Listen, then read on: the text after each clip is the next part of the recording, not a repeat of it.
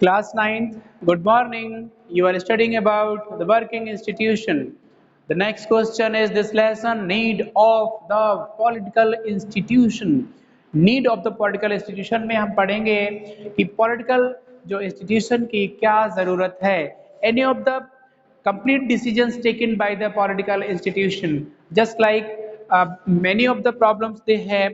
सुन लीजिए, governing the country, देश को चलाने के लिए इन्वॉल्व वेरियस सच एक्टिविटीज, कुछ एक्टिविटीज उसमें इंक्लूड होती हैं, जैसे government is responsible for ensure security of the citizen.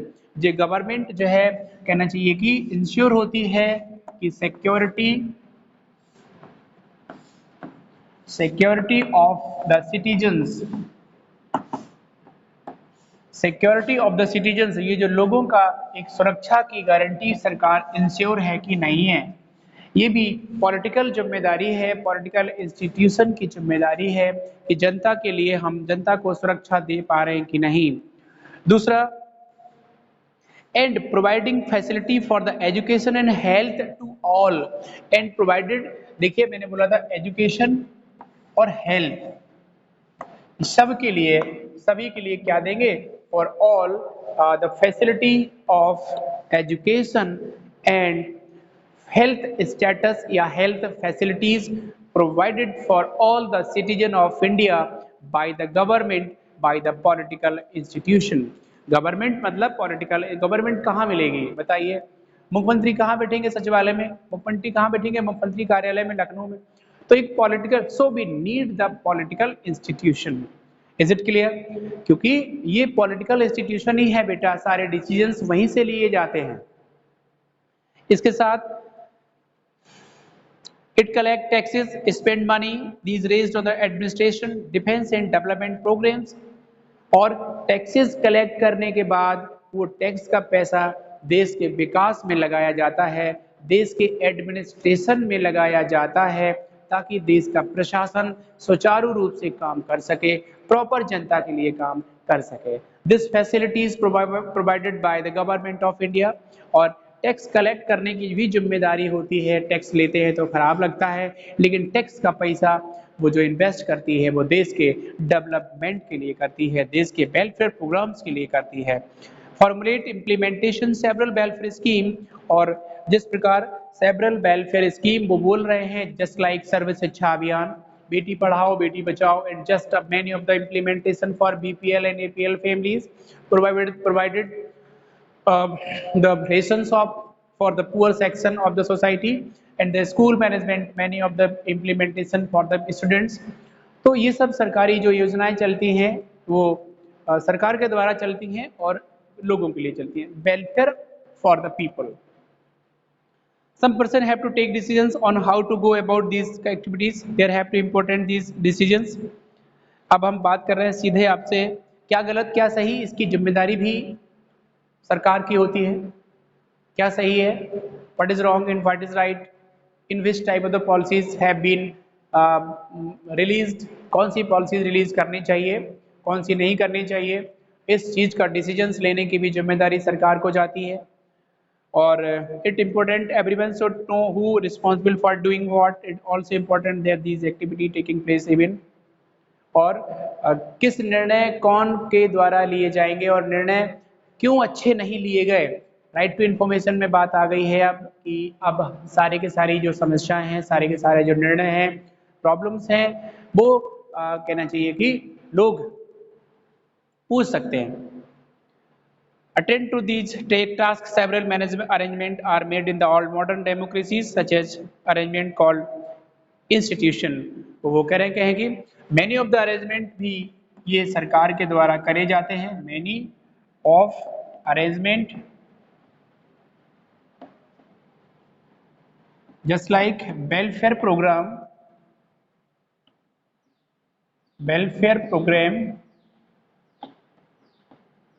ये जनता के लिए होते हैं. वेलफेयर स्कीम्स भी होती हैं पब्लिक के लिए, तो वो भी ये सब चीज़ें इम्प्लीमेंट करने की जिम्मेदारी वर्किंग इंस्टीट्यूशन की होती है. जिस प्रकार एग्जाम्पल में हम सेवरल इंस्टीट्यूशन एट वर्क कैसे काम करती हैं, सैकड़ों जो इंस्टीट्यूशन हैं. The prime minister and cabinet are institution to take important policies decisions.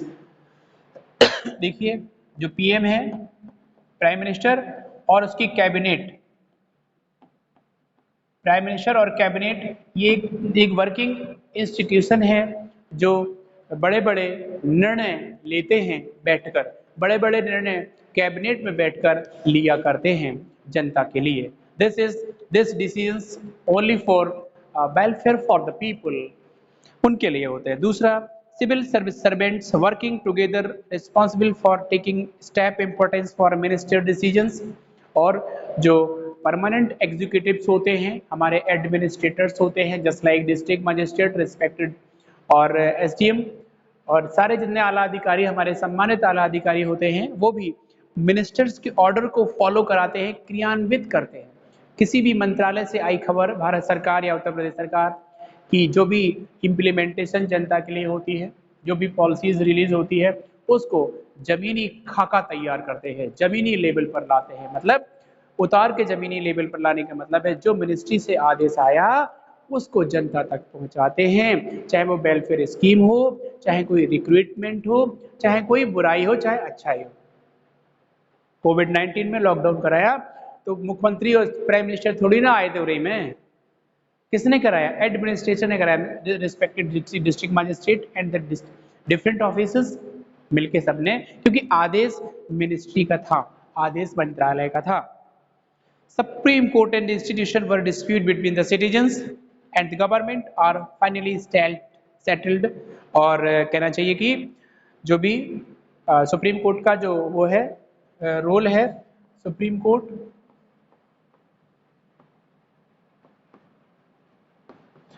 Court का भी एक बहुत अहम रोल होता है बेटा, एक मेन रोल होता है, रोल मेन होता है उनका। डिस्प्यूट जो भी होती है, सिटीजन्स की डिस्प्यूट है ना, सिटीजन्स के बीच जो भी लड़ाई होती है बाबू, वो भी ये निपटाता है। तो सुप्रीम कोर्ट बहुत बड़े स्तर पे सुप्रीम कोर्ट का रोल होता है हिंदुस्तान की सरकार में।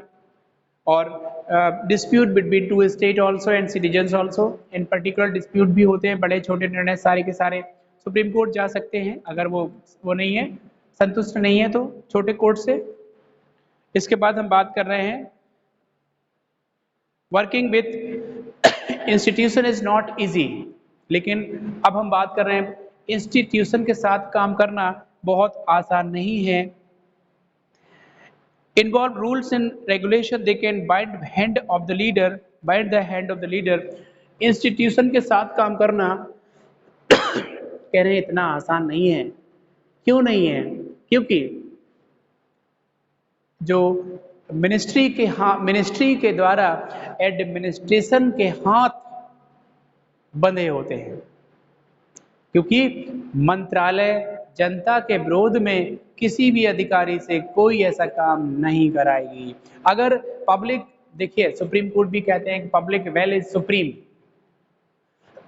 पब्लिक विल इज सुप्रीम का मतलब होता है जनता की इच्छा सबसे ऊपर है, मतलब जो जनता ने कहा वो सही है।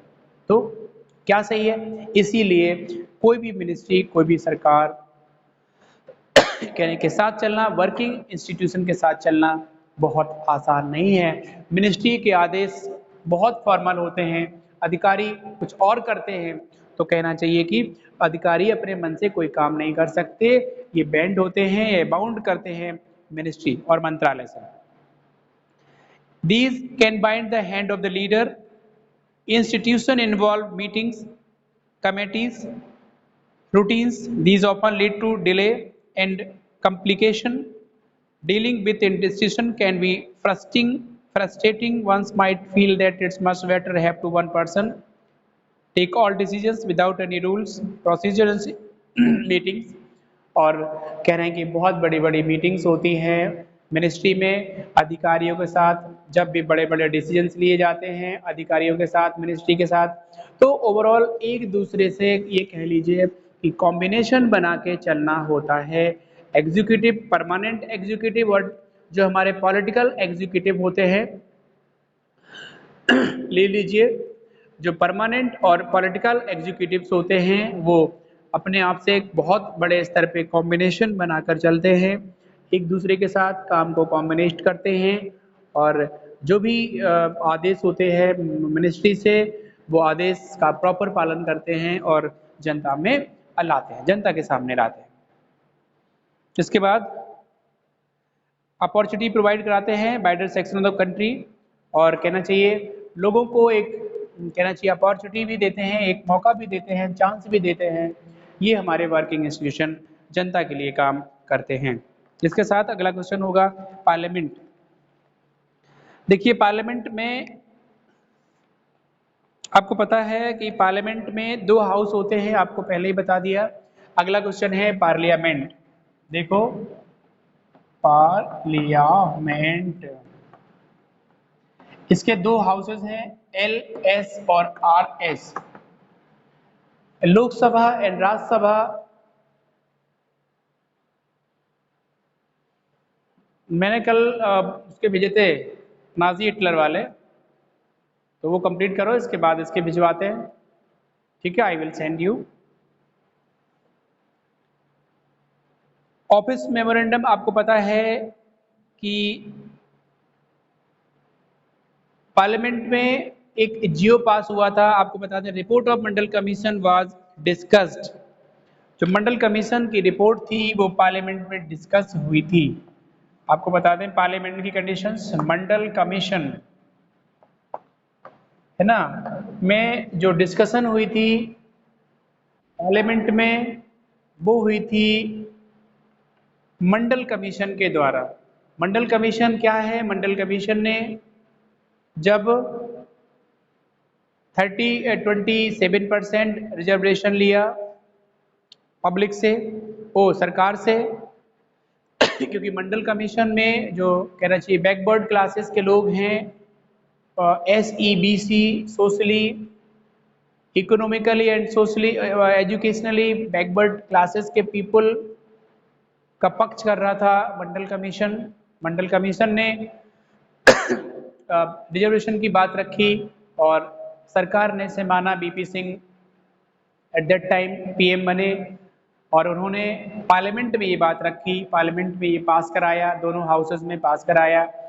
तो अपन लोग पार्लियामेंट को पढ़ रहे हैं, इसके 2 हाउसेस होते हैं, दोनों हाउसेस को एग्री कराया और एक बड़े एक उस पर कहना चाहिए कि लार्ज उस पर इसका वो चलता रहा, इस पर कई डिस्कशन भी हुए और 93 में ओवरऑल ये जाके फिर ये पास हुआ होगा। इसके साथ the president India mention this it's, और प्रेसिडेंट भारत के प्रेसिडेंट ने इसको मेंशन भी कर दिया, क्योंकि जो मंडल कमीशन की रिपोर्ट थी वो डिस्कस के बाद प्रेसिडेंट के पास पहुंची।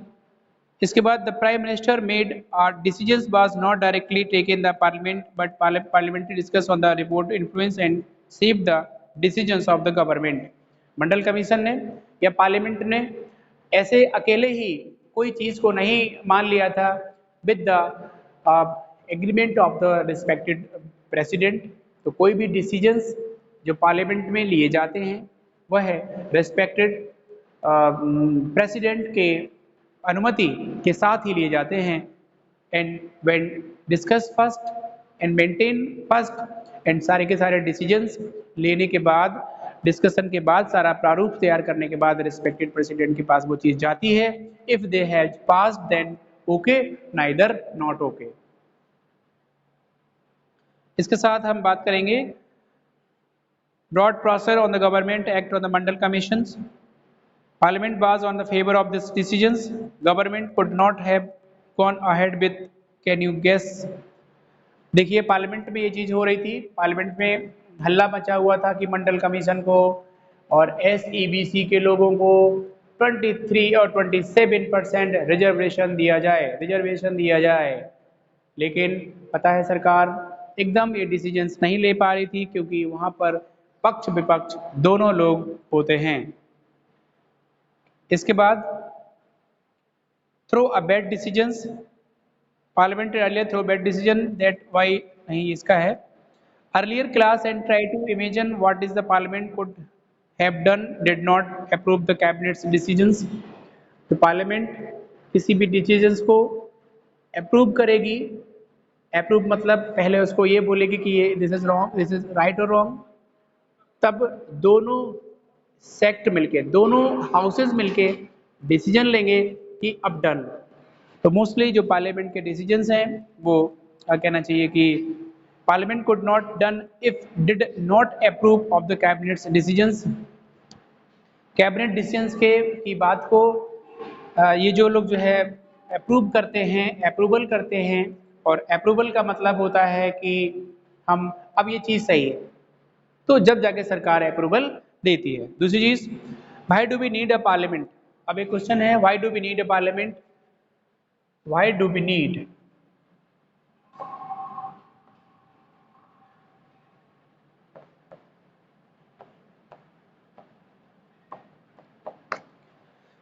पार्लियामेंट की नीड बताइए, क्यों है पार्लियामेंट की नीड भाई साहब। These all are working institution, मैंने बता ही दिया है कि वर्किंग इंस्टीट्यूशन की जरूरत है, क्योंकि वहाँ पर जितनी भी मिनिस्ट्री होती है, जितने भी डिसीजंस होते हैं वो मंत्रालय में लिए जाते हैं, फिर जाके अधिकारी उसको फॉलो करते हैं और जनता के बीच लाते हैं। तो we need the institution, we need the parliament. अगर पार्लियामेंट नहीं होगी तो कहाँ पर ये मीटिंग करेंगे, सड़क पे थोड़ी ना करेंगे या किसी के घर में थोड़ी ना करेंगे। तो these all are government institution, ये वर्किंग इंस्टीट्यूशन है, ये पार्लियामेंट है। क्वेश्चन है हमारा, आखिर उसकी जरूरत क्यों। In all democracies, an assembly of the elected representatives exercise supreme political authority on behalf of the people. India such as National Assembly elected representative called Parliament, और भारत के लोगों ने जो नेशनल असेंबली बनाई वो पार्लियामेंट कहलाई, राष्ट्रीय जो महासभा बनी वो पार्लियामेंट कहलाई, क्योंकि इलेक्टेड रिप्रेजेंटेटिव्स, भारत में चुने हुए लोग जो इलेक्टेड रिप्रेजेंटेटिव्स हैं वो वहाँ सिटिंग पोजीशन में होते हैं, वो वहाँ बैठे होते हैं, वो सारी की सारी प्रॉब्लम्स को सुनने के लिए होते हैं। तो elected for the elected representatives, हमारी नेशनल असेंबली लोगों द्वारा चुनी गई और ये जो है पार्लियामेंट कहलाई। Political authority on the behalf of the people in India such as the National Assembly of elected representatives is called Parliament। जो इलेक्टेड रिप्रेजेंटेटिव्स की होती है, के लिए होती है, वो पार्लियामेंट कहलाती है। अभी इसको हम जो भी आगे होगा बेटा इसके आगे हम वीडियो में करवा देंगे। Okay, thank you.